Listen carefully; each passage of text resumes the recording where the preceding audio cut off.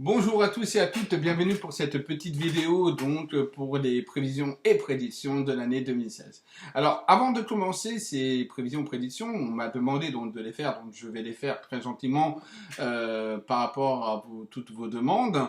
Mais avant de commencer, j'ai envie donc de prévenir que je ne ferai pas de prédictions sur tout ce qui peut être attentat, terrorisme et autres. Tout simplement par rapport à tout ce qui s'est passé, et également parce que je trouve un petit peu dommage de voir tous ces voyants médiums, astrologues, qui ont le melon comme ça, et qui sont loin d'être humbles, en disant j'avais vu ci, j'avais vu ça, la planète Mars était en Saturne, en Jupiter, en Neptune. Alors que, inévitablement, oui, il y a eu des prédictions qui ont été faites, qu'il allait se passer des choses, mais personne n'a pu empêcher cela, donc personne n'a pu cibler ni le jour, ni le mois, ni le mode opératoire. Donc tout simplement, pour moi, les gens qui ont le melon comme ça et qui n'ont rien fait, et qui se disent avoir vu ci ou de ça, j'ai envie de vous dire, redescendez un petit peu sur la planète Terre et non pas sur la planète Mars, bien entendu, parce que pour moi, de toute façon, c'était prévisible qu'il y ait des attentats et ce n'est pas la peine de dire à tout va. C'était écrit dans mon livre de prophétie parce que je me suis pris pour le grand Nostradamus, ou alors j'ai vu ça sur telle planète et telle voilà, bon, je veux dire tout ça, c'est du grand n'importe quoi, et je m'enrage et je mets mon gros coup de gueule sur ces personnes qui, de toute façon, si on regarde cette vidéo, se reconnaîtront, on n'a même pas besoin de citer les noms, hein, bon. Donc voilà, donc ça c'était une première chose pour toi déjà, je ne ferai pas donc de prédiction sur tout ce qui est attentat, terrorisme, déjà pour pas avoir un écriture négatif, pour pas également qu'il y ait une peur, une phobie, je n'en vois pas l'utilité, il faut vivre normalement. C'est une première chose. Deuxième point, naturellement, toutes mes condoléances et toutes mes pensées se tournent aux familles des victimes et aux victimes, et paix et lumière sur leur âme à tous. Donc voilà. On va donc commencer les prévisions, on va commencer les prédictions 2016 par des prévisions 2016, prévisions donc numérologiques, puisque nous rentrons dans une année qui sera une année 9, donc en 9, universel 9, 2016, 6 plus 2, 8 et 1, 9.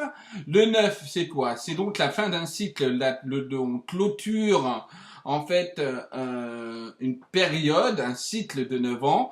Donc cette clôture, c'est donc pour mieux recommencer un nouveau cycle. Alors, en bien ou en mal, tout dépend comment on va clôturer ce cycle. Si on a appris surtout de nos erreurs, puisque l'année 9, c'est surtout d'apprentissage de ce qu'on a pu faire durant ces 9 ans, comment on les a fait, quelles ont été nos erreurs, quelles ont été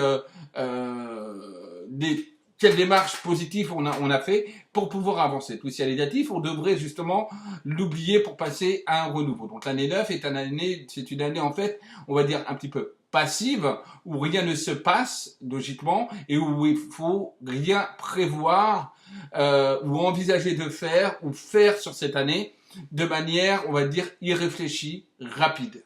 Ça, c'est important. De plus, 2016 se comporte du 16. Le 16, c'est donc la lame du tarot qui est la maison Dieu. La maison Dieu représente donc la fin, la destruction, le bouleversement, mais également le recommencement. Donc ça montre bien également qu'on est vraiment dans l'année 9 cette fois. De plus, quand on fait la réduction du 6 et du 1, donc du 16, on a le chiffre 7.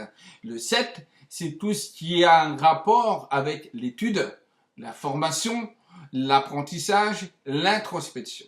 Comme je vous disais, année 9, fin de cycle, on apprend de nos erreurs, on clôt le passé pour aller sur un renouveau. Donc on doit apprendre de nos erreurs, d'où le 7, l'apprentissage. Donc voilà, donc une année plutôt passive pour l'année 2016.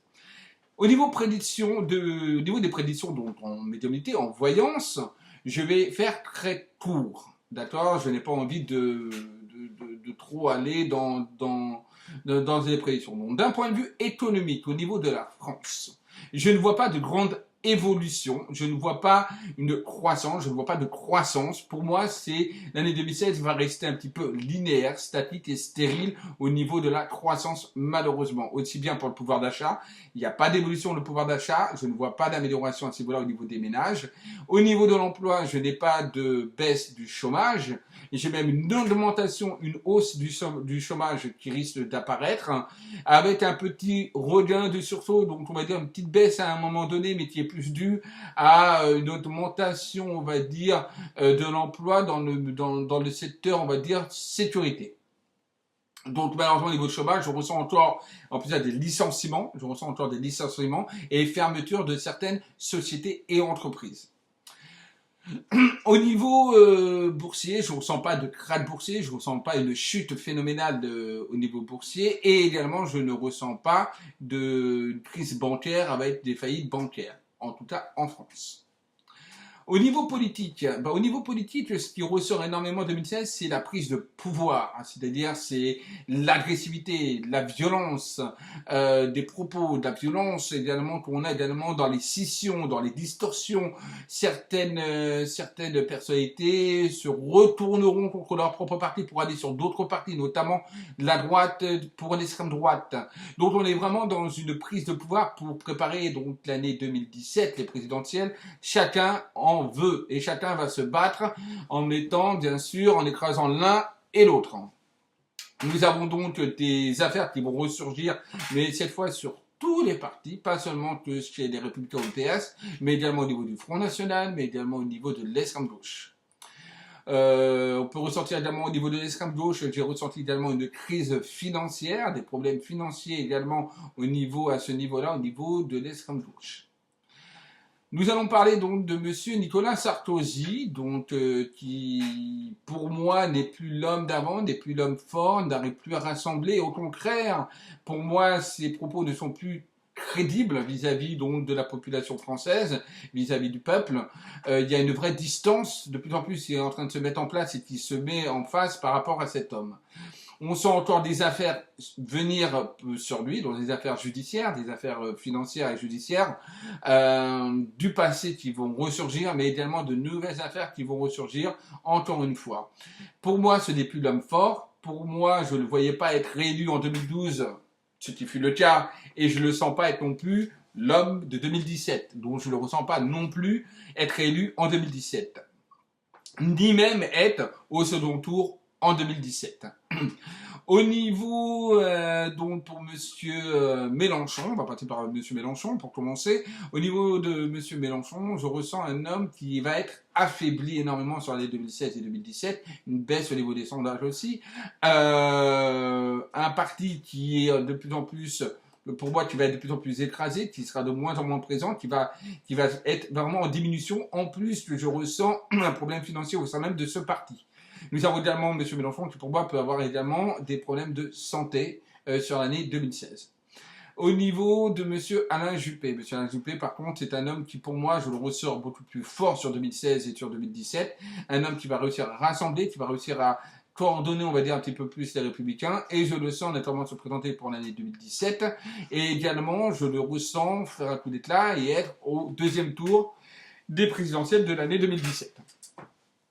Au niveau de M. Valls, je ressens une chute au niveau des sondages, donc de plus en plus les Français n'auront plus confiance en cet homme, de plus en plus il va montrer son vrai visage, qu'il est réellement un homme de pouvoir, un homme d'argent.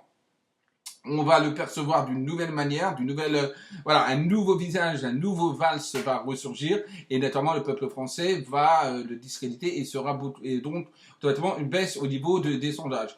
Je le vois se présenter pour les élections 2017, mais je ne le vois pas être au second tour de présidentielle 2017.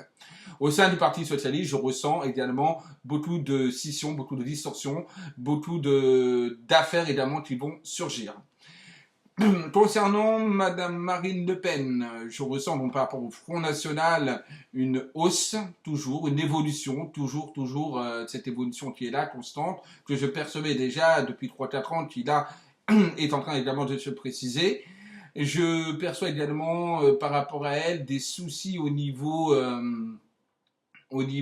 familial. Je ne vois pas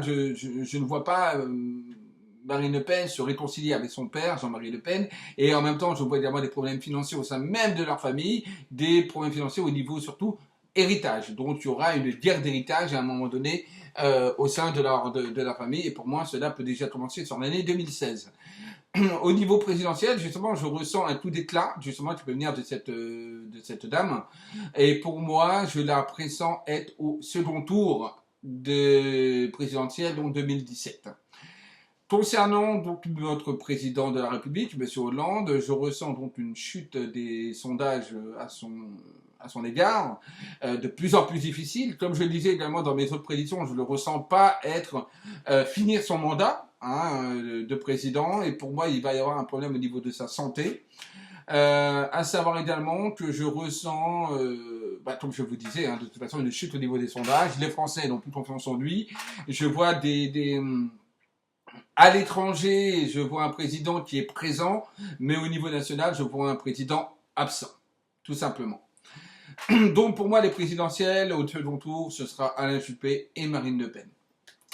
Au niveau maintenant environnemental, je ressens de la boue, de la pluie au niveau sud-est, centre et puis dans le nord de la France, des inondations donc qui auront lieu à partir, on va dire, de cet hiver et également sur septembre-octobre de 2016 à peu près. Voilà, je ressens également des décès par rapport à l'environnemental sur la France, sur le continent français.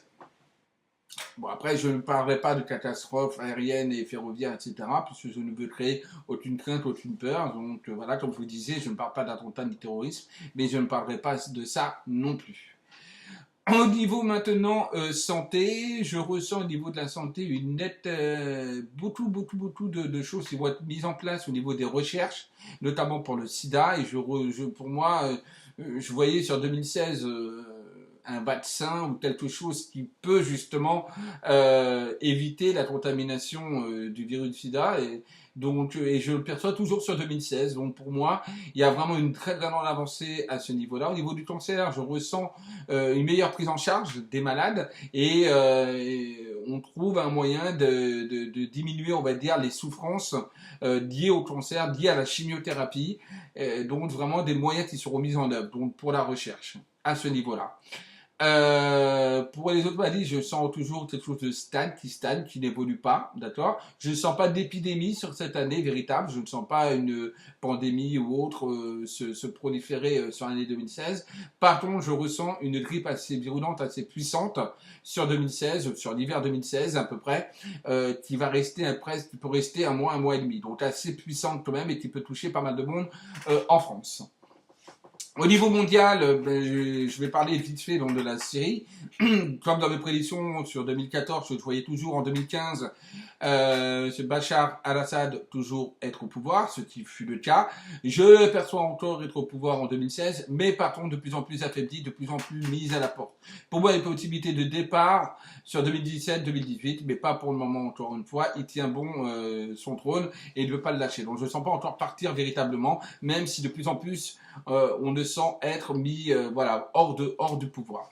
Je vois une guerre malheureusement qui va continuer, qui va naturellement regrouper plusieurs pays, donc on entre vraiment dans une atmosphère véritablement de guerre à ce niveau-là, avec toutes les conséquences que ça peut avoir. Au niveau mondial également, d'un point de vue Russie, je ressens la Russie de plus en plus présente, se faire de plus en plus entendre, être de plus en plus sur de plus en plus sur des terrains, surtout des terrains délicats, tels que la Syrie et autres, des conflits avec la Russie également, et la Chine, qui peuvent se mettre en place. Au niveau des États-Unis, toujours autant de violence. Je ne vois pas d'arrêt de violence au niveau des États-Unis. Toujours, je ressens par contre Donald Trump devenir président de la République sur 2016 au niveau donc, des États-Unis. Voilà. Donc en gros, voilà ce que je peux dire sur ces prédictions. Je n'ai pas envie de détailler un peu plus. Je n'ai pas envie d'aller plus en profondeur cette année. Donc là, j'ai vraiment fait une synthèse pour essayer de vous expliquer un petit peu ce qui allait se passer. Une chose également que je tiens à préciser que j'ai fait par rapport à ces prédictions, parce que ok, on prédit les choses, mais on n'arrive pas vraiment à trouver le pourquoi du comment faire. Donc j'ai demandé au maître ascensionné tout simplement le pourquoi du comment faire pour essayer d'améliorer les choses. Je pense que c'est important de voir où le bas blesse, tout simplement, où les politiciens ont tort et où ils font mal les choses. Donc on m'a bien montré, on m'a bien montré que le problème c'est qu'ils étaient bien évidemment pas dans le partage. Le problème, comme on montrait les maîtres ascensionnés, c'est qu'ils sont dans le pouvoir, dans l'argent, et on m'a montré également qu'ils n'arrivent pas à équilibrer, on va dire, leur vie professionnelle avec leur vie familiale. C'est-à-dire le professionnel et la vie de tous les jours que nous pouvons vivre, que les gens comme vous pouvez vivre. Et comme ils ne sont pas dans l'ouverture du cœur, malheureusement, et ben, automatiquement, il y a la loi attractive qui s'attrait, et donc du coup, ben, automatiquement, ils ne voient que leur propre chef et ce qui est le mieux pour eux. Donc tout ça fait naturellement le blocage et ce qui fait justement que s'ils n'arrivent pas à sauter et à faire le saut, à sortir vraiment du placard et à équilibrer, on va dire un petit peu leur carrière professionnelle et la vraie vie, malheureusement on reste encore dans un carcan et dans quelque chose qui reste encore très négatif, encore malheureusement pour les quelques années à venir. Même si je vois quand même des améliorations sur 2018-2020, hein, au niveau économique et autres, on est encore dans une situation toujours où il y a toujours le pouvoir et l'argent qui prennent le dessus. Et comme m'ont montré bien les maîtres ascensionnés, donc les êtres de lumière, si vous n'arrivez pas à faire le saut et à comprendre et à équilibrer un petit peu leur vie et à être beaucoup plus dans le présent actuel que dans un futur probable, malheureusement, on continue encore à être dans les difficultés et on va continuer encore et vous allez encore être dans cette forme de difficulté. Donc voilà le petit message que je voulais vous transmettre également au niveau des maîtres ascensionnés, des êtres de lumière. Je vous dis à très vite, à très bientôt donc pour une nouvelle vidéo et surtout, bah, écoutez, passez une très très bonne fête de fin d'année et joyeux Noël et plein de bonnes choses, plein de lumière. Soyez ouverts du cœur et plein de lumière à vous tous et à très très vite.